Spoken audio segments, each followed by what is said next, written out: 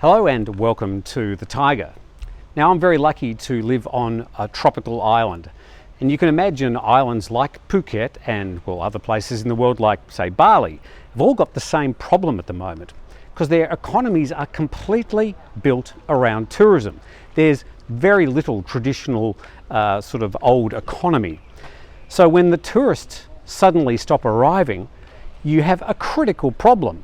Now in the case of Phuket, suddenly it's not just 3,000, 4,000, 5,000 people who are affected, but now we're talking about hundreds of thousands of people affected by the lack of work, because the thing that sustained them, things that paid the bills, are not here anymore.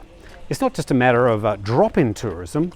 International tourism has completely dried up. So what do the people do here to survive?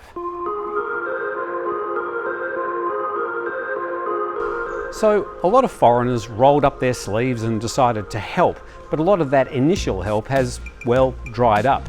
But one man, Shaun Stenning, his wife and his business of 5-Star Marine have really spent the entire last year doing something to help a lot of impoverished people make basic ends meet.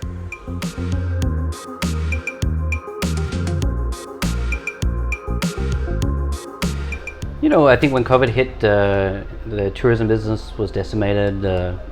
You read figures and they say about 90% of the island is reliant on tourism.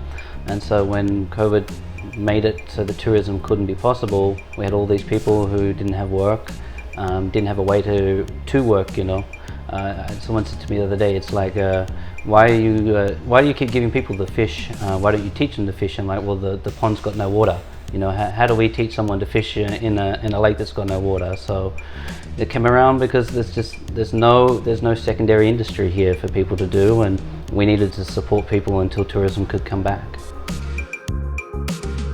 Yeah, I think the very first part of it was that we saw the need inside our staff, and then inside their immediate families, because a lot of our staff members are the only earners in their family, and so once they could no longer earn tips and these kind of things, we started to see that they needed to support their families better. And then we also came to this point, it's like we can't just support friends and family, we need to go wider than that. And so as we started to talk to village chiefs, you talk to one and you help one, they go and talk to the next one and say, oh well, maybe they can help your village, and so it just rolls on like this. If I go to a village and I see 300 people of need and I only have 100 supplies, that's probably the hardest thing to do, is to see them running at you. And this is what it was like in the early days. They would literally run out of our truck and they'd be pulling it out of the truck before we could even get it given out, because they were worried that we were going to run out. So I just said to my team, I said, we have to create a situation where if we go into a village, we know we've got enough for at least the entire need in the village. And the only way to do that was to start packing down. So what do we put in? We buy big rice packs. We pack them down to about 1.3 kilograms of rice. We put in 5 packs of mama noodles. We put in 10 eggs. We put in 3 cans of mackerel. Then we put in like a black sauce, maybe like a meji. This is something that the Thais like, and then a cooking sauce as well. So everything we were looking at was, we want to give enough food to take away the fear of not being able to eat. So people was like, is that enough? Look, honestly, is it a great meal? No. But if you don't have anything to eat, the number one thing on your mind for the entire day is, how do I feed my family? If I can take that away and allow you to start thinking about, how do I go fishing to get a fish? Or how do I go and find a job? Or can I recycle something? Or can I start a new business? Or is there a way that I can start to support my family? So all I was trying to do was to take away the fear of not being able to eat.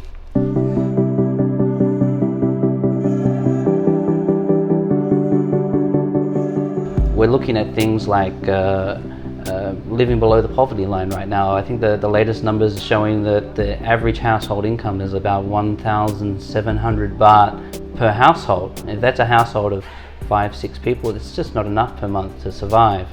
If you're asking like, what are we seeing right now? Last week I gave out 6,900 life bags, and I wasn't even close to meeting the need that had been communicated to us by our network of village chiefs. How have you changed your business from pre-COVID to post-COVID? Oh, completely reinvented my entire business. You know, pre-COVID we were a 100% international market business. We survived on the Australian, US and European markets. Never had Thai customers, never even had expat customers. We were so busy that we didn't even look at this market.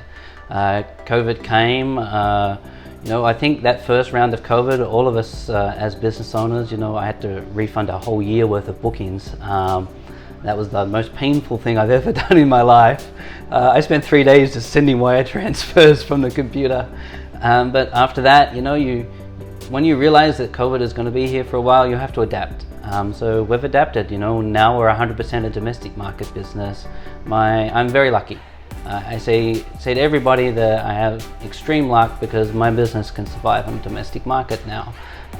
We don't need an international market for us to continue to survive. And that adaptation has also been something that allows me to continue to give. I feel lucky compared to all my competitors. I sit here in an office surrounded by 20 empty offices. I think I'm pretty much the only office on this side of the pier that's open. And I feel that I am lucky because of that, and so that also inspires me to continue to give, because I can understand that other people can't adapt the same that we can.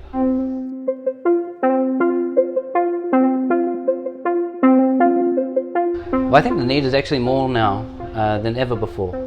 So everyone asks me, is it getting better? And I'm like, no, it's getting worse.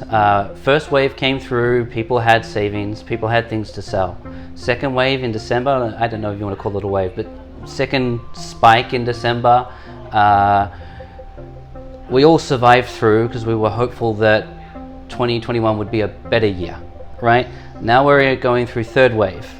People don't have savings, they don't have a way to loan money, they don't have a business, they haven't had a job for 12 months. So you're looking at the worst humanitarian crisis of the entire COVID period right now in April and May. And I think, you know, as long as we still see case numbers here in Phuket going along and we continue on to operate under restrictions, the need is significantly higher than it's ever been. And it's devastating at the moment to be out there in the front lines and, you know, handing out these life bags and talking to the community, because right now they don't have hope, you know, and that's what we need to try and do, is we need to say, look, your foreign friends are here, you know, the tourism will return, you just need to survive. And if we as the community here can show them that, and we can show them that they've got support, you know, we can be that hope that they don't have. So congratulations to Shaun and the people working with One Phuket for doing their part to keep this island community, well, at least moving from 1 week to the next, as we still don't know how long this is going to continue. The whole idea of suddenly on July the 1st, Phuket opening and 10 million passengers arriving and everything returning to normal is completely fanciful. So this story, this human tragedy, will continue, and we all need to do something to help. Thank you for watching The Thaiger. Tim Newton reporting.